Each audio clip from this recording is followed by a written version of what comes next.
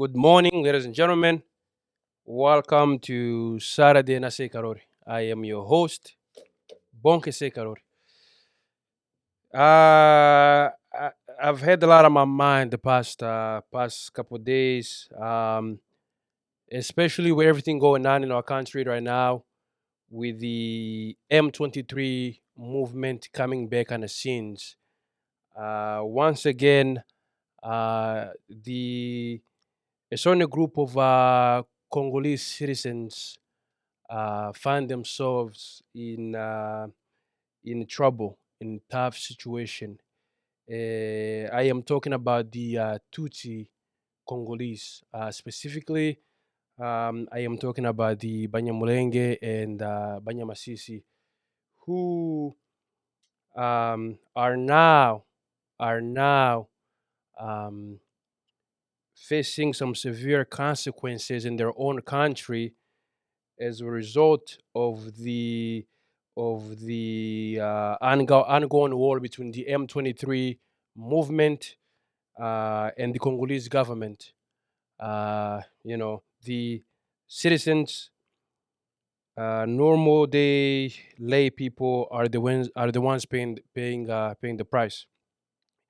To make matters worse, the neighboring country of Rwanda has now somehow been involved, at least been accused of being involved.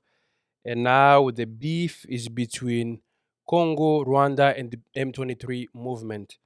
And at the end of the day, no matter what side you are on, no matter if you are on the side of Congo, on the side of Rwanda, or on the side of M23, there are no winners. So it's been tough. It's been tough to process this. Uh, not because of my ethnic, not only because of my ethnic background, but because I'm a Congolese, uh, and I know that when a certain group, one group of Congolese people suffer, the whole country suffers. So I have a question, and I really want to start this by asking a question to my fellow Congolese people who do not belong to the Tutsi ethnic group, specifically those who are outside of the Banyamulenge and Banyamasisi tribes. And I'm sorry, I really don't like to use the word Tutsi and the word Hutu. I know that these things are sensitive these days. They're sensitive, and rightly so, because a lot of blood have been spilled in the name of Tutsi, and a lot of blood have been spilled in the name of Hutu. And but you have to excuse me that I have to use it. I have to use it because people have died by these names, and if people have died by these names, we have to use them. So I think I said it in the last video. Um, if if the end goal of the Congolese government, if the end goal of the general public of Congolese people, if they think that to fix the problems of Eastern Congo is to quote unquote send back the Banyarwanda back to Rwanda, referring to true Congolese citizens of Banyamulenge, Banyamasisi, to send them back to Rwanda, as they say. If that is a solution, then uh, I have some bad news for the Congolese government and the general public of Congolese people who do not belong to this group. The bad news is that this will never happen. It will not happen. Not now, not never. Now, I started this by saying that the M23 movement has reemerged after more than 10 years on the sideline. I did not call it a rebel group, I called it a movement. And I'm not necessarily going to come here and say that I support M23 and what it's doing. But I want to say that I understand. I understand what they're doing. Now, the problem between the Tutsi in the country of Congo is the price the Tutsi of Congo. Let me put it this way: the the consequences that the Tutsis of Congo are facing um, is an anger coming from the Congolese government and Congolese people that is misdirected. The consequences that the two groups, Tutsis of Congo, Banyamulenge, Banyamasisi, the consequences that we face, the killings, the marginalizations, all of these things that we face in our country, a country that's ours, where we cannot express ourselves, where we have no freedom, where we are labeled as foreigners. All these problems that we face in our own backyard is caused by misdirected anger. And I say that because the history between Rwanda and Congo is an ugly one. It's an ugly one. Specifically, we want to talk about the first Congolese War. If you want to go back to 1996, when Rwanda invaded Congo. Now, Rwanda invade. I shouldn't. You know what it is too. Um, uh, it, it- that whole topic too. I think it's sometimes misunderstood. That whole topic sometimes I think that my fellow Congolese can get ignorant when it comes to that topic, because we always said that Rwanda invaded Congo, but Rwanda was invited. It was invited by Kabila, Roland Kabila, who toppled Mobutu, who was a dictator in our country for 32 years, from 1965 to 1997. Mobutu Sese Seko was the sole leader, autocratic dictator of DRC. By the way, DRC wasn't DRC. When Mobutu came to power, he changed the name to Zaire, and different flag, different national anthem, completely, completely, completely different country than we know it now. But he was a corrupt leader, as corrupt as they get. He spent the 32 years enriching himself and his family members, and during his reign, you know, Congo was looted for its vast natural resources. I'm not blaming him, just him, because I know that the leaders that came after him did not do any better. But he was one of the worst for 32 years.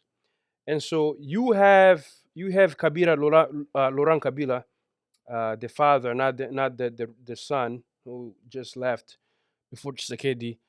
Uh, he was trying to take over the government, the country for decades. He had been trying in his guerrilla welfare, but for 32 years, Mobutu was the sole leader, and there was no second party, there was no second opinion.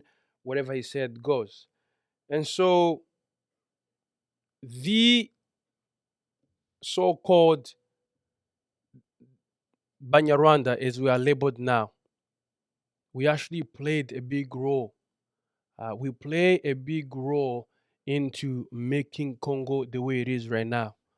We gave our blood and sweat to make Congo the way it is right now. And so you go on television, you say Congo, Congo, you're raising the flag, Congo, Congo, Congo. Congo is know it today. We play a big role.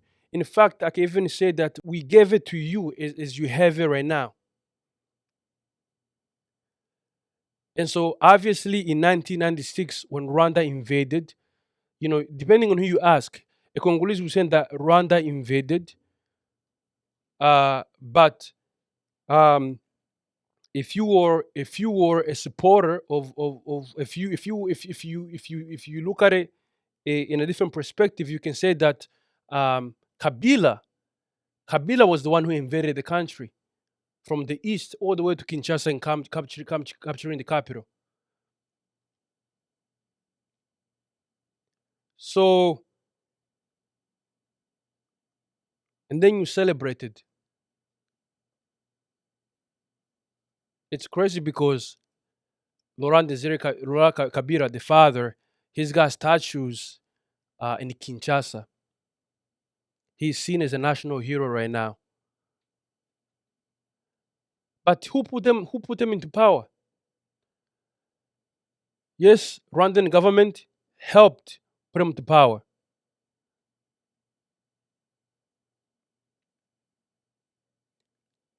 But the Banyamasisi and Banyamulenge Congolese also helped your national hero Kabila capture the country and toppling the dictator that we had for 32 years.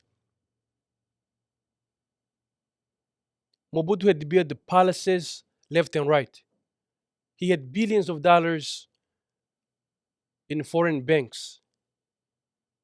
For 32 years, he had abused and bruised our country.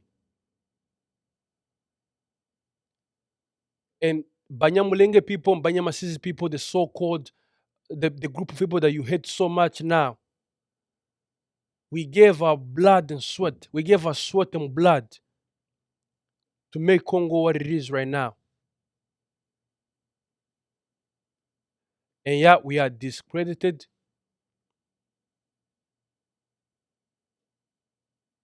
We are called names. We are marginalized. We are not included. We are told to go back to Rwanda. How could it be when we give so much for our country? How could it be? It's impossible. It cannot happen. So M23 today, they're fighting. They're fighting for what? They are fighting for Tutsi interest. And I don't believe that M23 is fighting for the sole rule of Tutsis in Congo. The only thing that they're fighting for is for the Congolese Tutsis to be included in the everyday life of Congolese. They want the Tutsis to be able to have jobs, to be able to, and to enroll into universities, to have army ranks, to have a say in the government. They want the Tutsis to not be seen as foreigners, outsiders.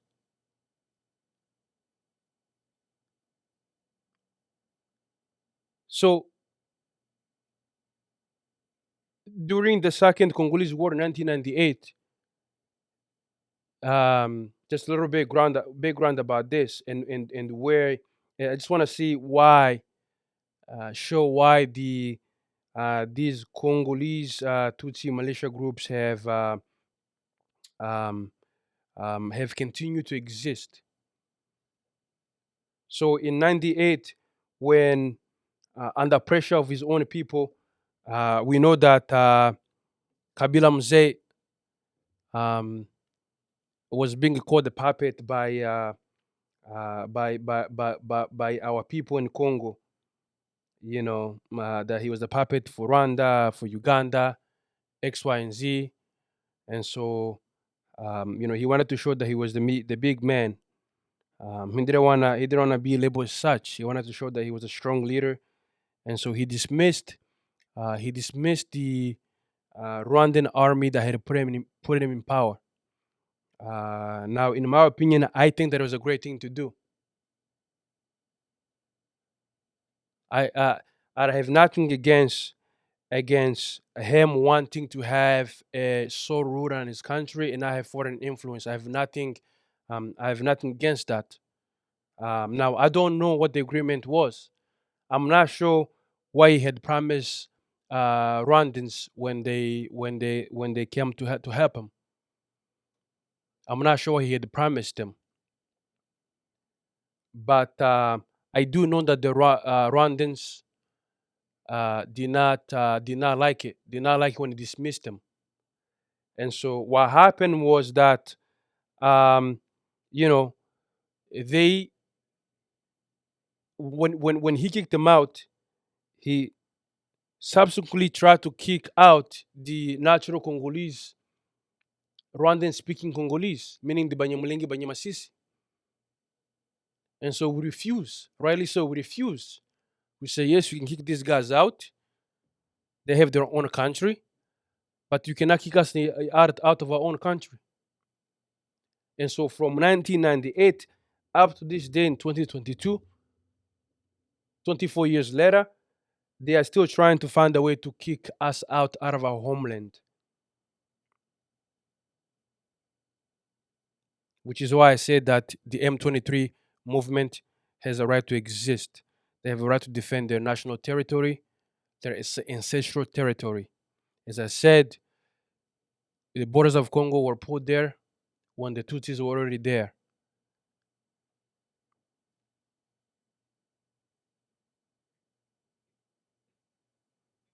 And so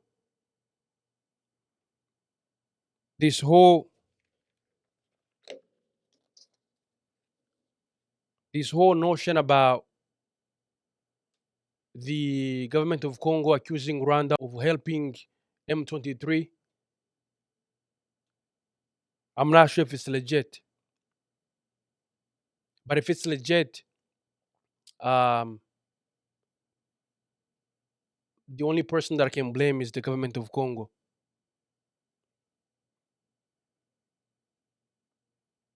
because it is not capable. It is not capable of defending its national its national borders. You know, um, the number of death, the number of atrocities that has happened in Congo in the past 26 years, from 94 to after the genocide, after the Rwandan genocide up to now. Many figures out there, including figures from UN, um, it says that close to 6 million people have 6 million Congolese people have died in the past 26 years. 6 million. Imagine that, 6 million, and most is coming from the eastern side of the country.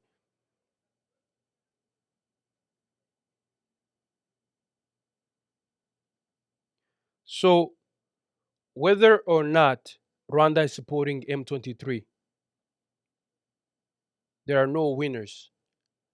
The Tutsis of Congo are not winners, because I don't believe that Rwanda is doing it for the interest of for any Congolese citizen, Tutsis included. So I leave you with this: where do we go from here? Because, as the saying goes, an eye for an eye will only leave everyone blind, and those who live by a sword will surely die by a sword. Where do we go from here? Congolese Tutsis have spilled their blood for the country. How do we make that our country when our own country does not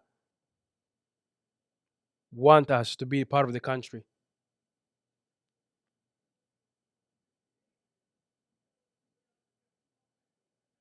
We have a lot of issues in our country. You think about the perpetrator of the Rwandan genocide that killed up to 1 million people. The estimate is between 800,000 to 1 million people. Interahamwe, who committed those atrocities in Rwanda, all of them fled to our region in eastern Congo.